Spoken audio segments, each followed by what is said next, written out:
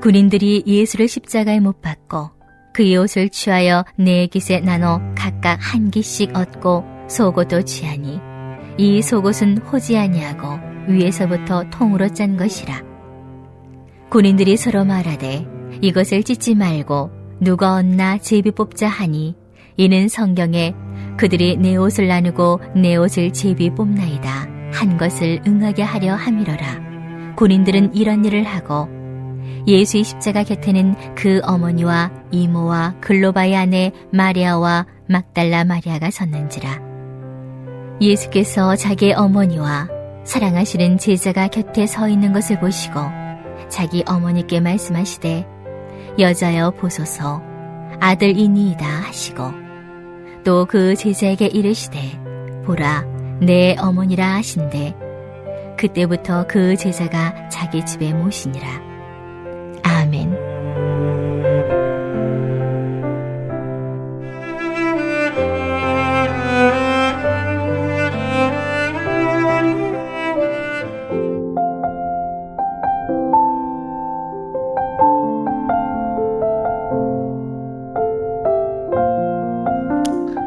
골고다라는 말을 우리가 생각해 보고 있습니다. 해골의 뜻이 있고 혹은 공동묘지라는 뜻도 있는데 그 골고다로 예수님께서는 묵묵히 십자가를 지고 올라가셨습니다.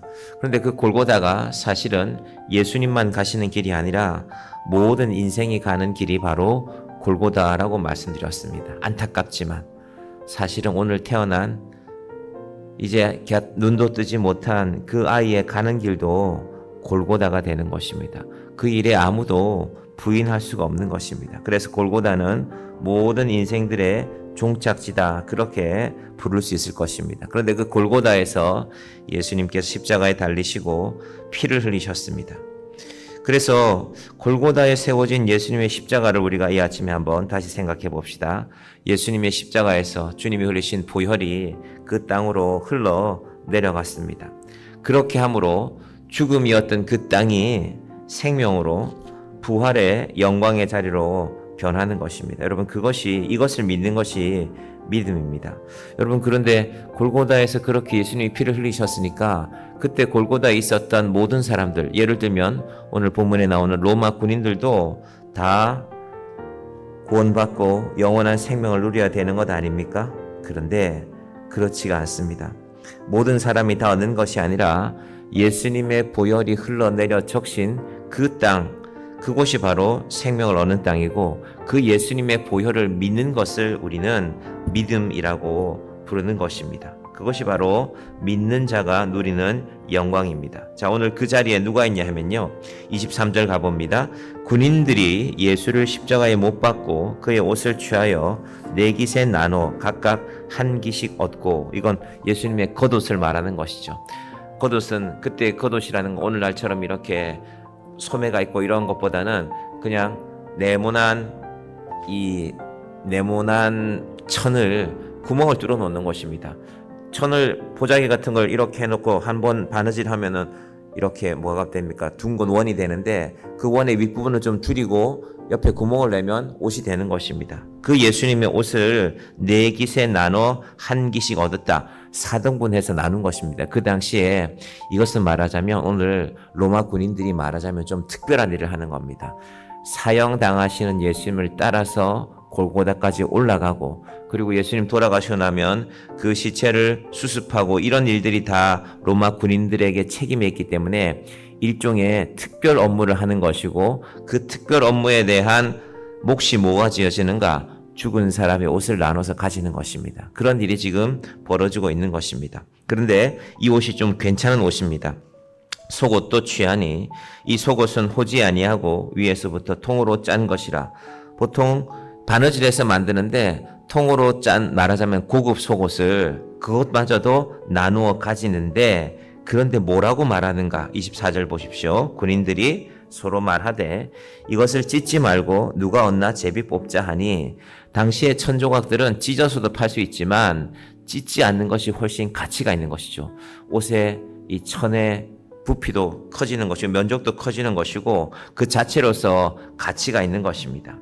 그런데 이것이 성경에 응했다라고, 예수님이 달리시기 전에 이미 그 예언의 말씀들이 있었다라고 오늘 성경은 우리에게 알려주고 있습니다. 자, 24절 아래쪽으로 한번 내려가 볼까요? 자, 요한복음 19장 24절에 보시면요. 19장 24절에 기억이라고 되어져 있죠. 여러분 성경에 쭉 따라가서 기억에 뭐라고 되어져 있습니까? 보이십니까? 몇 장 몇 절이라고 되어져 있나요? 예, 그 말씀에 바로 그 내용이 들어있다는 것입니다. 하나님께서 예수님의 죽음 가운데 이것까지도 성경에 미리 정해 놓으셨습니다. 놀랍죠? 여러분, 그래서 우리 인생에 어떤 일들이 생길 때 큰일 났구나.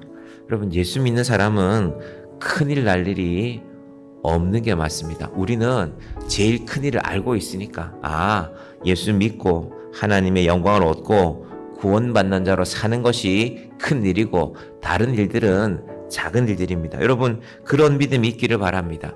우리가 인생에 살다 보면 큰일 났습니다. 그런 날도 있죠. 그런데 나한테 제일 큰 일은 예수 믿는 일이고 그 일이 내게 이루어졌으니 그 다음 일들은 우리 인생의 작은 일들이 되기를 바랍니다. 오늘 예수님께서 바로 이 장면을 보여주심으로 인하여서 성경은 예수님의 가는 길이 어디인지를 우리에게 알려주는 것입니다. 자, 오늘은요, 오늘 이 4명의 로마 군인들을 한번 유심히 살펴보십시다. 4명의 군인들은 지금 자기에게 주어진 역할을 충실하게 잘 감당하고 있습니다. 골고다 언덕에 예수님을 잘 이끌고 갔고 그곳에서 예수님을 못 박았고, 그리고 양 손목과 발목에 목을 박고 예수님이 못을 박고 예수님이 마지막까지 돌아가시는 장면을 유심히 관찰하고 있습니다. 온몸에 피가 흐르고 안타까운 마음으로 지금 예수님께서 그 일을 감당해 가고 있는 것입니다. 사람이 죽어가는 것이죠.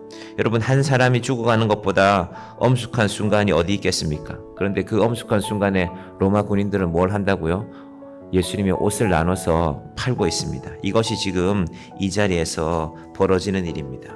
여러분, 사랑하는 부모님이 돌아가시는 상황인데 형제들이 모여서 하는 일이 누가 유산을 많이 가질 것인가, 이런 다툼이 있다면 세상 누가 봐도 그 모습은 참 안타까운 모습 아니겠습니까? 로마 군인들도 지금 예수님이 죽어가고 있는데, 하나님의 아들이 죽어가고 있는데 예수님의 옷을 나누고, 이것은 찢어서 나누고, 이것은 그냥 찢지 말고 나누자, 제비 뽑자, 지금 그 일을 하고 있는 것입니다. 우리의 인생 가운데 예수님을 바라보는 우리의 모습은 어떠한가? 자, 그런데 그때 예수님의 곁에 또 다른 사람들이 있습니다. 25절부터 27절까지 보겠습니다. 예수의 십자가 곁에는 그 어머니와 이모와 글로바의 아내 마리아와 막달라 마리아가 섰는지라. 예수께서 자기의 어머니와 사랑하시는 제자가 곁에 서 있는 것을 보시고 자기 어머니께 말씀하시되 여자여 보소서 아들이니이다 하고, 자, 26절까지 먼저 봤습니다. 이제 예수님의 마지막 호흡이 가빠지고 있는 것입니다. 이제 예수님이 이 모든 것들을 내려두고 떠나실 때가 되었을 때 예수님 앞에 있는 여자, 예수님의 육신의 어머니 마리아와, 그리고 마리아의 여동생이었죠, 이모와 글로바의 아내 마리아와 막달라 마리아가 너무 많죠. 당시에 이스라엘에서 제일 흔한 이름이었습니다. 여인의 이름들 가운데, 우리나라에도 여자분들 이름 가운데 좀 흔한 이름들이 있죠. 그런 이름의 여인들이 바로 예수님 곁에 끝까지 있었습니다. 여자여 보소서, 여자여 보소서 아들이니이다. 이게 무슨 말일까요? 오늘 26절을 해석하는 것이 중요한데요. 여자여 보소서 아들이니이다. 예수님은 육신으로는 마리아의 아들이 맞지요. 그 말도 맞습니다. 그러니까 육신의 아들로서 어머니 보세요, 내가 당신의 아들입니다. 그러나 또 하나의 의미가 있습니다. 어머니, 내가 육신으로는 당신의 아들이지만 마리아에게서 태어나고 잉태되어서 마리아가 어려서는 젖을 물리고 또 요즘 말로 하면 이유식을 먹여서 그렇게 키웠겠죠. 하지만 나는 육신으로는 당신에게서 태어났지만 나는 하나님의 아들로서 이제 하나님 곁으로 갑니다. 그래서 이 여자여 보소서 아들입니다, 아들이니이다라는 이 말씀에는 내 육신으로는 당신의 아들이 맞습니다. 이건 다르게 말하면은 당신이 나를 이렇게 길러주어서 감사합니다 라는 의미도 있겠죠. 그러나 육신의 아들이라면, 여러분 지금 예수님이 만약에 마리아의 육신의 아들로 끝이라면 마리아가 가만히 있지 않죠. 내 아들을 무슨 죄가 있다고 이렇게 죽이느냐, 내 아들이 뭘 잘못했느냐, 내 아들이 이 세상에 와서 한 일은 선한 일들 뿐인데 왜 너희들은 내 아들을 죽이느냐, 가만히 참겠습니까? 여러분, 아들이 죽어가는데 가만히 있는 엄마가 어디 있습니까? 그런데 마리아는 한 가지를 더 아는 것입니다. 당신이 육신으로는 내 아들이 맞지만 하나님이 보내신 아들이기에 하나님의 뜻을 행하며 끝까지 그 길을 가시는군요. 그 모습을 마리아가 묵묵히 보고 있는 것입니다. 여러분, 그래서 우리 가톨릭 신앙에서는 마리아를 신격화하는데, 그래서 어느 성당에 가도요, 성당 마당에 항상 마리아 동상이 세워져 있습니다. 그리고 보통 초가 놓여져 있죠. 그 초를 켜고 기도하면 마리아가 나를 대신해서 기도해 준다라는 그런 신앙의 개념들이 있습니다. 마리아는 분명히 귀한 분입니다. 예수님을 곁에서 끝까지 지킨 예수님의 육신의 어머니가 맞습니다. 그러나 마리아를 믿는 믿음이 아니라 우리는 하나님을 믿는 믿음입니다. 마리아도 하나님을 믿는 믿음으로 하나님의 아들이신 예수님을 지금 끝까지 바라보고 있는 것입니다. 오늘 여기서 말씀을 정리하겠습니다. 우리가 몇 사람들을 비교해 왔습니다. 어떤 사람들을 비교해 왔습니까? 먼저는 예수님과 제자들이었죠. 예수님은 제자들이 잡히시는 그날 밤에 나를 잡아가시오, 제자들은 놓아주시오, 앞장서서 제자들의 삶에 관하여서 십자가는 내가 진다라고 먼저 앞장서서 가셨습니다. 그리고 이 예수님 곁에 있었던 또 다른 사람들이 있습니다. 바로 예수님을 심판하였던 빌라도의 모습입니다. 빌라도는 자기의 자리가 빼앗길까봐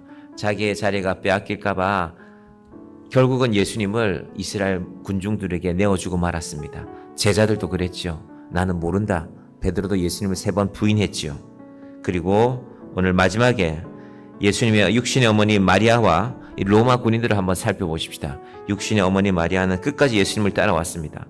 로마 군인들이 해코지할 수도 있습니다. 당신들 뭐야? 그러나 그녀는 그 길을 포기하지 않았습니다. 그런데 자기의 욕심만 채운 것이 아니라, 내 아들이니까 내놓아라 한 것이 아니라 하나님의 아들이 가시는 길을 끝까지 따라가는 것이 바로 예수님의 육신의 어머니 마리아였습니다. 반면에 로마 군인들은 우리가 이 일을 했으니 우리의 대가로 저의 옷을 받자. 여러분, 우리는 예수님을 직접 보지 못하지 않습니까? 그들은 그 자리에서 예수님을 직접 만났는데 하나님의 아들이 죽어가고 있구나, 그것을 발견하지 못하고 그들의 눈에는 예수님의 옷만 보였습니다. 어차피 저 사람은 죽는 거고 우리는 저 옷이나 챙겨야지. 우리의 믿음이 누구의 믿음을 따라갈 것인가? 육신의 어머니였던 마리아를 잘 생각해 봅시다. 내 아들이지만 동시에 하나님의 아들입니다. 하나님 앞에 끝까지 자기의 길을 가는 그 예수님을 바라보며, 그리고 그 예수의 길을 따라가는 우리의 믿음이 되기를 주님의 이름으로 간절히 축원드립니다. 기도하겠습니다. 하나님 아버지, 감사합니다. 이 아침에 십자가에 달려 보혈을 흘리시는 예수님 앞에서 두 부류의 사람들이 등장합니다. 마리아는 예수님의 육신의 어머니였지만 자신의 육신의 아들로 예수님을 삼지 아니하고 하나님의 아들로 독생자이신 예수 그리스도를 바라봅니다. 그 길을 끝까지 가셔서 우리의 구원을 이루시는 예수님을 묵묵히 바라보는 마리아의 믿음을 우리가 본받는 자들이 되게 하여 주시옵소서. 반면에 그 자리에는 예수님의 그 거룩한 죽음 앞에서 예수님의 옷이나 나누어 갖자라고 말하는 로마 군인들의 모습도 등장하고 있습니다. 하나님 아버지, 우리가 예수를 믿는데 주님의 죽음의 의미를 온전히 깨닫지 못하면 우리도 그 곁에 서서 로마 군인들처럼 무슨 이익이 없는가 하는 그런 어리석은 믿음으로 빠지고 말 것입니다. 주여, 오늘 이 말씀 앞에서 우리의 믿음은 어리석은 로마 군인들의 모습이 아니라 묵묵히 예수의 길을 끝까지 따라가는 마리아를 본받는 믿음이 되게 하여 주시옵소서. 이 무더위 가운데서도 주여 우리를 지켜주시고, 지진의 소식도 들려오고 또 태풍의 소식도 들려오고 세상에 많은 일들이 있는데 그 어떤 것도 우리에게는 큰 일이 되지 않게 하여 주시옵소서. 하나님을 믿는 일이, 예수를 따르는 일이 제일 크고 중요한 일입니다. 우리는 그 일을 하는 사람들입니다. 우리의 삶의 일들 때문에 우리 믿음이 흔들리지 않게 하여 주시고, 기도하며 주님, 지진을 당한 땅에도 하나님의 위로가 임하게 하여 주시고, 특별히 일본 땅에 그 수많은 영혼들이 예수를 믿는 자들이 되게 하여 주시옵소서. 예수를 믿고 지진 때문에 불안해하지 말고 지진 가운데서도 우리를 영원히 구하시는 하나님의 아들을 믿는 믿음이 그 땅에 전파되어지게 하여 주시옵소서. 우리 8월 9일 날은 일본 선교사님 오셔서 말씀을 전하실 것인데 하나님 아버지 참으로 우리의 선교지를 위해서 우리가 역사적으로는 아픔이 있고 미운 원수의 땅이지만 그러나 하나님이 사랑하는 그 땅의 백성들이기에 우리가 그 땅을 위해서도 기도하는 자들이 되게 하여 주시옵소서. 우리가 선교의 여정을 앞두고 있습니다. 우리 귀한 청소년들, 우리 예언이와 지원이를 지켜주시고 그 땅에서 필리핀의 땅에 가보면은 가난한 이들도 많이 있고 아파도 병원에 가지 못하고 치료받지 못한 채 죽어가는 많은 사람들이 그 땅에 있습니다. 그 땅을 바라보며 기도하는 아이들이 되게 하여 주시고 하나님 나를 이 땅에 보내셨으니 하나님이 나를 보내신 이유를 발견하고 하나님의 믿음의 사람으로 살아가는 복음을 전하며 살아가는 귀한 아이들이 되게 하여 주시옵소서. 예수님의 이름으로 기도드립니다. 아멘.